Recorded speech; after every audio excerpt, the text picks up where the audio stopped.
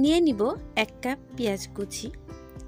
আমি 1 কাপ পেঁয়াজ কুচি দিচ্ছি, আপনারা চাইলে একটু বেশি দিতে পারেন। সাথে দিয়ে দেব কুচকুচু করে কাটা আলু এবং কুচকুচু করে রাখা পটল কুচি। আমি 3টা পটল ব্যবহার করছি আর 3টা আলু দিয়েছি। আর আমি 10-12টার মতো কাঁচামরিচ দিয়েছি। আর এই কাঁচামরিচে বেশি ঝাল নেই, তাই একটু বেশি দিয়েছি। আর এখানে আমি দিয়ে দিব বাটা মশলা। এর মধ্যে আছে জিরা বাটা, একটু রসুন বাটা, হলুদ গুঁড়ো, সামান্য মরিচ গুঁড়ো, স্বাদ মতো লবণ আর ধনিয়া গুঁড়ো। সব গুঁড়ো মশলাগুলো দিয়ে এবার আমি এটা ভালোভাবে একটু চটকিয়ে নিব। কারণ আমি এটা হাতে মাখা আজকে চচ্চড়ি করব, এই জন্য।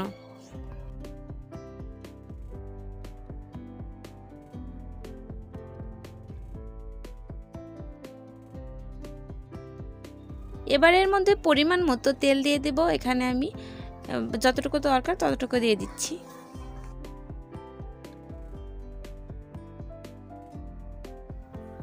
তেল দেওয়ার পর এটা আমি কিছুক্ষণ একটু মাখিয়ে নিব।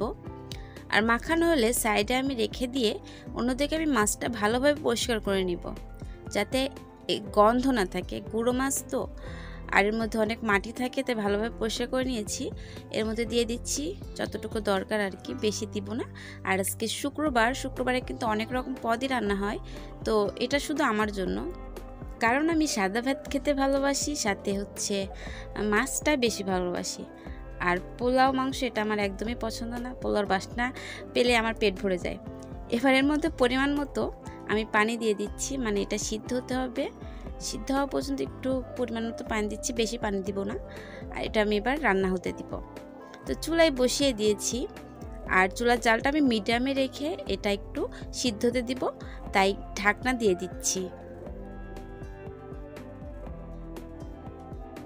5 মিনিট পর আমি ঢাকনা তুলে নিয়েছি।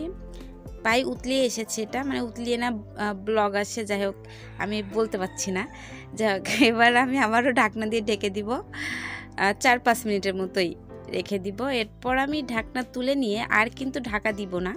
এবার আমি চুলার জালটা মিডিয়ামে দিয়ে এটা একটু চচ্চড়ি হতে দিব, মানে এটা তো আসলে চচ্চড়ি, ছোটো মাছের চচ্চড়ি বলে।